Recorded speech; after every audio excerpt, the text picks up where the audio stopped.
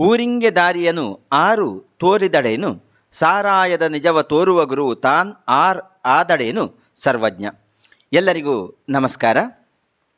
ನಾವು ದೈನಂದಿನ ಬಳಕೆಯಲ್ಲಿ ಉಪಯೋಗಿಸುವ ದಾರಿಗಳು ಈ ವಿಚಾರದ ಕುರಿತಾಗಿ ಕೆಲವೊಂದು ಮಾಹಿತಿಗಳನ್ನು, ವಿಚಾರಗಳನ್ನು ನಿಮ್ಮೊಂದಿಗೆ ಹಂಚಿಕೊಳ್ಳಲು ಬಯಸುತ್ತೇನೆ. ಮಾನವರು ತಮ್ಮ ದೈನಂದಿನ ವ್ಯವಹಾರಗಳಿಗೆ ಒಂದು ಕಡೆಯಿಂದ ಇನ್ನೊಂದು ಕಡೆಗೆ ಹೋಗಿ ಬರಲು ಮೀಸಲಿಟ್ಟ ಸ್ಥಳವನ್ನು ದಾರಿ ಎನ್ನುತ್ತಾರೆ. ದಾರಿಗಳ ಮಹತ್ವ ತಿಳಿಯಬೇಕಿದ್ದರೆ ನಾವು ಹಳ್ಳಿಗಳಿಗೆ ಹೋಗಬೇಕು. ನೂರಾರು ವರ್ಷಗಳಿಂದ ಜನರು ನಡೆದಾಡುತ್ತಿದ್ದ ದಾರಿಯನ್ನು ಪವಿತ್ರ ಸ್ಥಳ ಎಂದು ಭಾವಿಸುವ ಪರಂಪರೆ ಹಳ್ಳಿಯಲ್ಲಿದೆ. ಮಾಮೂಲು ದಾರಿ ಎಂದರೆ ಸಾರ್ವಜನಿಕರಿಗೆ ಹಕ್ಕು ಇರುವ ಸ್ಥಳ. ಅದನ್ನು ಯಾವ ಕಾರಣಕ್ಕೂ ಮುಚ್ಚಬಾರದು.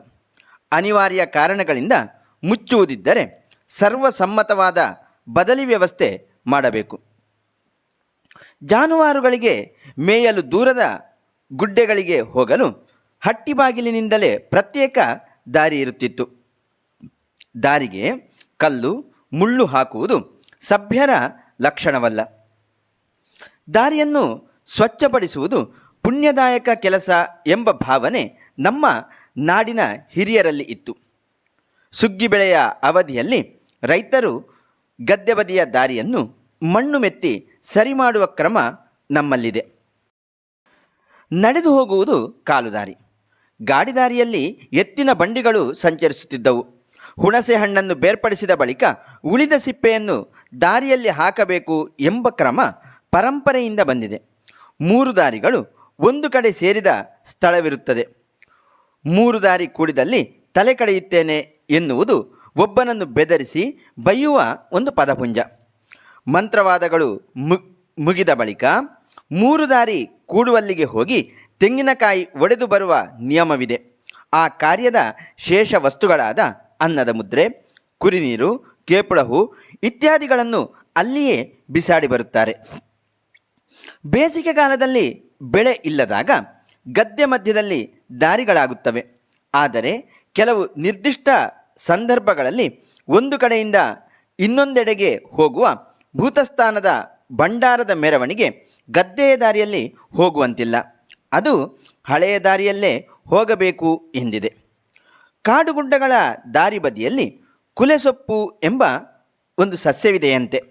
ಅದರ ಸ್ಪರ್ಶ ನಮಗಾದರೆ ಪರಿಚಯದ ದಾರಿಯಾದರೂ ತಪ್ಪಿ ಹೋಗುತ್ತದೆ ಎಂಬ ಹಳೆಯ ಹೇಳಿಕೆ ಇದೆ.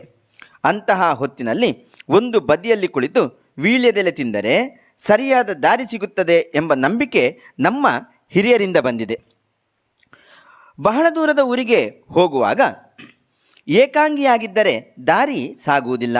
ಅದಕ್ಕಾಗಿ 2, 3 ಮಾತನಾಡಿಕೊಂಡು ಹೋಗುತ್ತಾ ದಾರಿ ಸಾಗಿದ್ದೇ ಗೊತ್ತಾಗುವುದಿಲ್ಲ ಎಂಬ ಅಭಿಪ್ರಾಯವಿದೆ. ಹಳೆಯ ಕಾಲದಲ್ಲಿ ಯಕ್ಷಗಾನ ಕಲಾವಿದರು ಒಂದು ಆಟ ಮುಗಿಸಿ ಮುಂದಿನ ಆಟದ ಊರಿಗೆ ನಡೆದು ಹೋಗುವ ಕ್ರಮವಿತ್ತು. ಆಗ ದಾರಿ ಸಾಗುವುದಕ್ಕಾಗಿ ಎಳೆಯ ಕಲಾವಿದರು ಹಿರಿಯರೊಂದಿಗೆ ಸಂವಾದ ಮಾಡುತ್ತಾ ಅನುಭವಗಳನ್ನು ಗಳಿಸುತ್ತಿದ್ದರು. ಸಮಾರಂಭಗಳಿಗೆ ನೀಡುವ ಆಮಂತ್ರಣವನ್ನು ದಾರಿಯಲ್ಲಿ ಸಿಕ್ಕಿದಾಗ ನೀಡಬಾರದು ಎಂದಿದೆ. ಮನೆಗೆ ಹೋಗಿ ಕೊಡುವುದು ಸಭ್ಯತನ. ನಮ್ಮ ವ್ಯವಹಾರದಲ್ಲಿ ದಾರಿ ಪದಸೂಚಕ ಈ ರೀತಿ ಇದೆ. ದೂರವನ್ನು ಸೂಚಿಸುವಲ್ಲಿ ಹರದಾರಿ ಎಂಬ ಪದವಿದೆ. ಇದು ಈಗ ರೂಢಿಯಿಂದ ಮರೆಯಾಗಿದೆ. ಹರದಾರಿ ಎಂದರೆ ಸುಮಾರು 3 ಮೈಲುಗಳಷ್ಟು ದೂರವಂತೆ. ವಸ್ತುಗಳ ಸಾಗಾಟ ಅಥವಾ ಕೆಲವು ವ್ಯಕ್ತಿಗಳಿಗೆ ಸಂಚಾರಕ್ಕೆಂದು ರಾಜಮಹಾರಾಜರು, ಸರಕಾರದವರು ನೀಡುವ ಅನುಮತಿ ಪತ್ರಕ್ಕೆ ರಹದಾರಿ ಎಂದು ಹೆಸರು. ಇದು ನಡೆಯುವ ದಾರಿಯಲ್ಲ. ಕಾಲುದಾರಿಗಿಂತ ದೊಡ್ಡದು ಹೆದ್ದಾರಿ. ಇದು ಹೆಚ್ಚು ಹೆಚ್ಚು ಜನ ಸಂಚರಿಸುವ ದಾರಿ. ಹೆದ್ದಾರಿ ಮನೆ, ಹೆದ್ದಾರಿ ಮಠ, ಹೆದ್ದಾರಿ ಶಾಲೆ ಇಂತಹ ಸ್ಥಳನಾಮಗಳು ನಮ್ಮಲ್ಲಿವೆ. ದಾರಿ ಬದಿಯ ಮನೆಗಳಿಗೆ ವಿಶಿಷ್ಟ ಸ್ಥಾನಮಾನಗಳಿವೆ. ದಾರಿ ಹೋಕರಿಗೆ ಬಾಯಾರಿಕೆಗೆ ನೀರು, ಒಂದಷ್ಟು ವಿಶ್ರಾಂತಿಗೆ ಅವಕಾಶ, ರಾತ್ರಿ ಕಾಲದಲ್ಲಿ ಬೆಳಕಿಗಾಗಿ ತೂಟೆ ಕೊಟ್ಟು ಸಹಕರಿಸುವ ವ್ಯವಸ್ಥೆಯನ್ನು ಅವರು ಮಾಡುತ್ತಿದ್ದರು. ದಾರಿ ಸವೆಸುವುದೆಂದರೆ ಒಂದು ಕಾರ್ಯಾರ್ಥವಾಗಿ ಒಬ್ಬರ ಬಳಿಗೆ ನೂರಾರು ಸಲ ಹೋಗಿ ಬರುವುದು. ಮಂಗಳೂರು ತಾಲೂಕಿನ ಮಂಜನಾಡಿಯಲ್ಲಿ ನಡುದಾರಿ ಎಂಬ ಸ್ಥಳವಿದೆ. ಕೋಟೆಗಳಲ್ಲಿ ತಪ್ಪಿಸಿಕೊಳ್ಳುವ ಕಳ್ಳದಾರಿಗಳಿರುತ್ತಿದ್ದವು. ಮರದ ಅಡಿಗಳಲ್ಲಿ ಇರುತ್ತಿದ್ದುದು ನೆರಳುದಾರಿ. ಬಯಲುಗಳನ್ನು ಹಾದು ಹೋಗುವುದು ಬಯಲುದಾರಿ. ಭಾರತೀಯ ಸುತರು ಬಯಲುದಾರಿ ಎಂಬ ಹೆಸರಿನ ಕಾದಂಬರಿಯನ್ನು ಕೂಡ ಬರೆದಿರುತ್ತಾರೆ. ಕೂಡುದಾರಿ ಎಂದರೆ ಎರಡು ದಾರಿಗಳು ಸಂಧಿಸುವ ಸ್ಥಳ. ದಾರಿ ಪದಾನ್ವಿತವಾದ ಅನೇಕ ಪದ ಸಮುದಾಯಗಳು ನಮ್ಮಲ್ಲಿವೆ.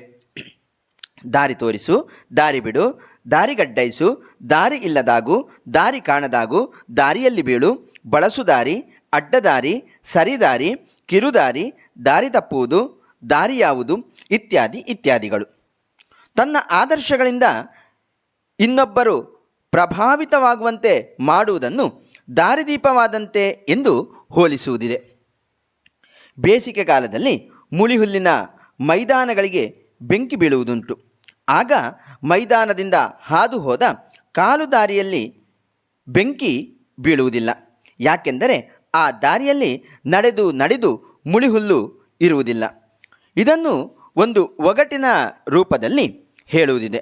ಬ್ರಾಹ್ಮಣ ಸುಟ್ಟರೂ ಬ್ರಾಹ್ಮಣರ ಜನಿವಾರ ಸುಡಲಿಲ್ಲ ಎನ್ನುವ ನುಡಿತ ಇದಕ್ಕೆ ಸಂಬಂಧಪಟ್ಟದ್ದಾಗಿದೆ. ಎಲ್ಲರೂ ಕೂಡಿ ಒಂದು ಕೆಲಸದಲ್ಲಿ ಮಗ್ನರಾಗಿದ್ದಾಗ ಒಬ್ಬನು ಮಾತ್ರ ಪ್ರತ್ಯೇಕವಾಗಿರುವುದನ್ನು ಊರವರಿಗೊಂದು ದಾರಿಯಾದರೆ ಪೋರನಿಗೆ ಇನ್ನೊಂದು ದಾರಿ ಎಂದು ಉದಾಹರಣೆ ಕೊಡುವ ಕ್ರಮವಿದೆ. ಈ ದಾರಿ ಕೇವಲ ಮಾತಿನಲ್ಲಿ ಮಾತ್ರ ಅಲ್ಲ, ನಮ್ಮ ಶಾಸನ ಸಾಹಿತ್ಯಗಳಲ್ಲೂ ಉಲ್ಲೇಖಿತವಾಗಿದೆ. ಕ್ರಿಸ್ತಶಕ 1455 ಬಸರೂರಿನ ಒಂದು ಶಿಲಾಲೇಖವು ದಾರಿ ಸಂಬಂಧವಾದ ಜಗಳವನ್ನು ಪರಿಹರಿಸಿದ ವಿಷಯವನ್ನು ನಿರೂಪಿಸುತ್ತದೆ. 12 ಕೋಲಗಲದ ಪ್ರಮಾಣಿನಲು ಹಾದಿಯ ಬಿಟ್ಟು ಹಲರು ಆ ಹಾದಿಯಲು ಮೆರೆಸಿಕೊಂಡು ಹೋಹರು. ಹೆದ್ದಾರಿ ಸಾಲು ಮಾವು ಪರ್ಯಂತ ಇತ್ಯಾದಿ ವಾಕ್ಯಗಳು ಈ ಶಾಸನದಲ್ಲಿವೆ. ದಾಸ ಸಾಹಿತ್ಯದ ಕೆಲವು ಪದ್ಯಗಳು ದಾರಿಯನ್ನು ಉಲ್ಲೇಖಿಸಿವೆ. ಹೋಗದೂರಿಗೆ ದಾರಿ ಕೇಳಿ ಮಾಡುವುದೇನು? ದಾರಿ ಯಾವುದಯ್ಯ ವೈಕುಂಠಕ್ಕೆ ದಾರಿ ಯಾವುದಯ್ಯ? ದಾರಿಯ ತೋರೋ ಮುಕುಂದ, ದಾರಿ ಕಾಣದಾಗಿದೆ ರಾಘವೇಂದ್ರನೇ, ದಾರಿಯ ತೋರೋ ಗೋಪಾಲ. ಹೀಗೆ ಆರಂಭಗೊಳ್ಳುವ 10 ಹಲವು ಪದ್ಯಗಳು ನಮ್ಮಲ್ಲಿವೆ. ಯಕ್ಷಗಾನ ಪ್ರಸಂಗ ಸಾಹಿತ್ಯದಲ್ಲೂ ಇದಕ್ಕೆ ಅನೇಕ ಉದಾಹರಣೆಗಳನ್ನು ಕೊಡಬಹುದು. ಪಂಚವಟಿ ಪ್ರಸಂಗದಲ್ಲಿ ದಂಡಕವನಕ್ಕೆ ಪೋಪ ದಾರಿ ಯಾವುದು ಎಂಬ ಪದ್ಯವಿದ್ದರೆ, ಇನ್ನೊಂದು ಬಂದ ದಾರಿಗೆ ಸುಂಕವಿಲ್ಲ ಎಂಬ ಪದ್ಯವು ಅದೇ ಪ್ರಸಂಗದಲ್ಲಿ ಕಂಡುಬರುತ್ತದೆ. ಅಂಗದ ಸಂಧಾನದಲ್ಲಿ ನೀರ ಮೇಲೆ ಬಪ್ಪಂತೆ ದಾರಿ ಮಾಡಿದರು ಎಂಬ ಪದ್ಯವಿದೆ. ಐರಾವತ ಪ್ರಸಂಗದಲ್ಲಿ ಮದ್ದಾನೆ ಬರಲೊಂದು ಹೆದ್ದಾರಿ ಮಾಡಿಸೆಂದ ಎಂಬ ಪದ್ಯವಿದ್ದರೆ, ಕುಮಾರ ವಿಜಯದಲ್ಲಿ ಊರ ದಾರಿ ಬಿಟ್ಟು ಕಾರಡವಿಯ ಸೇರಿ ಎಂಬ ಹಾಡು ರಚಿತಗೊಂಡಿದೆ. ಕಂಠೀರವ ನರಸರಾಜ ವಿಜಯದ 2ನೇ ಸಂಧಿಯ 53ನೇ ಪದ್ಯದಲ್ಲಿ ದಾರಿಯೊಳಗರ ವಟ್ಟಿಗಳು ಎಂಬ ಉಲ್ಲೇಖವಿದೆ.